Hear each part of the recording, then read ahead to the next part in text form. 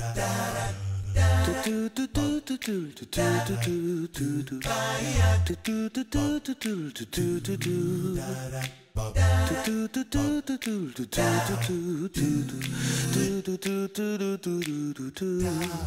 everyone, I'm Captain Logan. I'm Vince. And it's time for another new movie review. Vince, what did we go see this time? Oh man, we went to see a movie with what I thought was a pretty good title. It was The Fighting Gardeners. The Fighting Gardeners, of yeah. East St. Hell. So, The Fighting Gardeners of East St. Hell, that's what we saw. Yeah, tell us a little bit about it. Well, it was a movie about a couple of gardeners that were living in East St. Louis, and somehow they were transported to hell, which looked surprisingly a lot like East St. Louis, only with more red. So it's, and I've been there, and I thought it was it was kind of accurate. It was kind of on the nose, huh? Yeah. So what do we think about this movie? Well, Vince, this movie made me feel like getting my tonsils removed with a forklift. Oh, man. Yeah. That sounds like overkill. Yeah, here's the thing. I think it was effective in what it set out to do. I think it was trying to make me feel like I wanted to get my tonsils removed with a forklift. The problem is that that's not how I wanted to feel. You know what I mean? Like you know, I go see a movie with a title like that, and also all the trailers and stuff made it look really fun. I thought, you know, Gardeners, Hell, St. Louis. Yeah, it seemed like a really silly, quirky kind of movie. It was dead serious. Like, this movie was all about the problems. It was all like this really dark social commentary about the issues with East St. Louis. And frankly, I didn't know that there were nearly as many evil gardeners in that city as there seemed to be in this. But I don't know if it was actually as realistic as it seemed. But boy, it seemed pretty realistic. So it made you believe. Yeah, it really did. It really did. I don't know. I guess my favorite thing about it was the realism, and my least favorite thing about it was I just wanted to kill myself when I finished watching it, Vince. Boy, I wouldn't go back to it. It was so depressing. I'm gonna say not feeling it. All right. How did you feel about it, Vince? Well, this movie made me feel like a starving man in a food fight.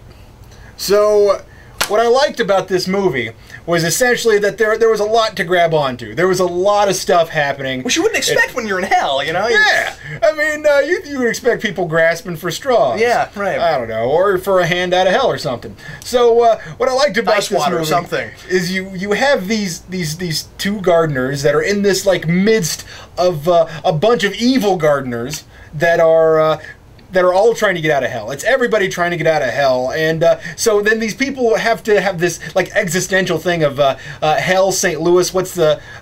Do I want to even live in St. Louis? You know, is St. Louis in hell? Since it seems like they just put up a red filter and everything looks pretty much the same, even though they made you believe it. You know, it's kind of like that scene in Constantine, right, where it's like the flip side. But just thought of that. Hadn't thought of that until now. But the cats made me think of that too. What I didn't really the cats, yes. Yeah. What I didn't really like was the high-pitched, squealy voice from every single evil gardener. Oh my God! It was exactly like Poltergeist. You remember the little old lady that comes down the stairs in Poltergeist? Ah, creepy. You know, where it's like, don't go into the light. It was like it thought it had to have that just because it's a horror movie. Mm-hmm. But it still freaked me out. Granted, you know, I guess, you know, the Fighting Gardeners of East St. Hell, that it was creepy, and we got. Would you say there's a character arc in this? I'd say they're sort of a character. Oh yeah, hang on. I guess what I'm saying is, I'm not feeling this one either. Yeah. Because you know what, I actually kind of like St. Louis, and well, yeah, and I mean, like, to be fair, I think that it was kind of saying, you know, East St. Louis is a horrible, horrible place, and I'm sure there are folks that live there that aren't going to be real happy about that. But I did think that it wasn't like throwing all of St. Louis under the bus. It was just like it was sort of like saying, okay, this is the closest to Detroit that St. Louis gets, and this is the closest to Escape from New York as St. Louis gets. I don't know that there was much of a character arc, Vince. I felt like the protagonist was... Here's the thing. I could never figure out exactly what the grievance was between the fighting gardeners. Like, I was like, what are they fighting about exactly? It was just sort of like you know, the social commentary thing, fine, and like a lot of that when you got outside of the gardeners, I sort of bought that, but with the actual gardeners, it was just like, they're fighting. Maybe all of the evil gardeners, maybe the idea is that all of these evil gardeners are fighting because, you know, they're evil. And then you have the two main guys, the two gardeners from the regular East St. Louis that are now in East St. Hell, who become fighting gardeners because they're having to deal with the fighting gardeners. So the idea is that... It sucks them in, it pulls it, yeah. You cannot deal with violence without becoming violent yourself. Maybe that's what it's trying to say. Maybe it's trying to say that peace is begot through war. I guess ultimately, that's totally fair. I think you're reaching a little bit, but I also think reaching out of hell. I don't know. It's so joyless for such a bizarre kind of situation. No, I mean, what are they even fighting to get back to? They're fighting to get out of hell, sure, but they're getting back to St. Louis, and progressively, as they're seeing this St. Louis hell, the East St. Hell, they become disenchanted with life in general, so they start wondering, should they even go back to St. Louis? I think they were as disenchanted, though, with gardening. Gardening, yes. You know, than they even were with St. Louis itself, than East St. Louis itself, because it just seemed like, you know, it's a thankless kind of profession.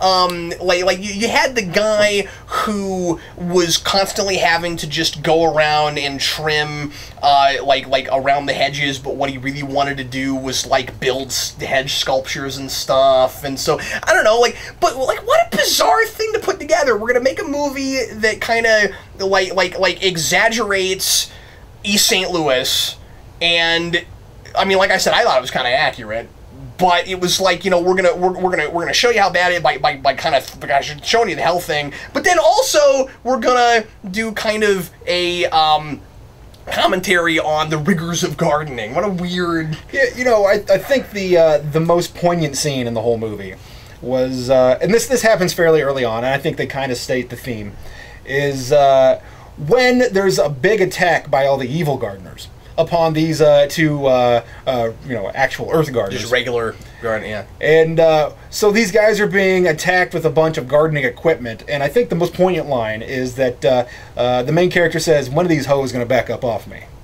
So I think this has something to say about the existence of a gardener, because you're inundated with, like your job is your life, right? So you have all of this equipment in your life, and to some extent, you feel like your life is being shortened or going away as a result of your career. And in this case, they are literally being taken away. Really, symbolism in the shortening of really? Because honestly, I thought that line was just trailer fodder. Well, I mean, I think that I don't necessarily approve of when they do state the theme, but I do feel like this is part of the theme of the movie. Oh, all right, yeah. And, well, I mean. Would you go again? Would you see it again? I don't think I'd go again. I'd watch it again. Yeah? Yeah. Like wait for video or whatever? I'd wait for video. I'd like to show it to people, get some of my St. Louis friends out this way and show it to them. Is it kind of a morality piece, or is it a horror film? I would almost call it an amorality piece, if you can. Yeah. Because I do feel like a part of this is becoming morally bankrupt as a result of being part of the system, and do you want to become, or do you want to get back to part of the system? Is there any reason to want to be part of the system? And the idea is that I won't spoil it for you as to whether or not they make it out of hell, or if they decide to stay in hell or they don't, or whatever. Yeah. But I think that's part of their character arc to some extent, is that they have to decide, are they evil gardeners? Well, and some of it was a grass is greener kind of thing too, right? Yeah, which generally, with a red filter, you would assume that the grass would be greener on the other side. True. Yes, and it would be. But I kind of thought it was like, you know, part of the reason that there's any question about whether or not they would stay there is real hell any worse than what their lives were before? You know? Yeah, and I mean that's the thing though, is that it's kind of like that idea that's presented in the classic Office Space, where the Shakespearean level movie Office Space, where sitting in a cubicle, an air conditioned office all day working on that is less enjoyable than getting down and working with your hands and getting dirty all day. So. Okay, so it's the horror equivalent of Office Space. Yeah, That's you what see. you're saying. All right. So it's drawing from not as good or better stock than what it is. It's doing that classic mistake of referencing a better movie. Fair enough. You know, the Shakespearean level Office Space. Yeah, I actually really do like Office. I do, yeah. I think it's funny. I do too. I don't know. I think that as far as no, this isn't in the same league as Office Space. Yeah. Well, anyway, everybody, thanks always for watching. We sure appreciate it. If there's a movie that's out right now that you'd really like us to watch, especially something that's, especially if there's any like really weird off the beaten path kind of things that a lot of people haven't heard of yet, feel free to put those things in the comments, and we will review something for you once again next time and tell you how we felt about it. I'm Captain Logan, And I am Vince. and that doesn't say Vince. No, it doesn't. It doesn't. We need a not feeling Vince sign. That everybody but my wife can hold that sign up. Thanks again. We appreciate it. I'm Captain Logan. And I'm Vince. And we'll see you later.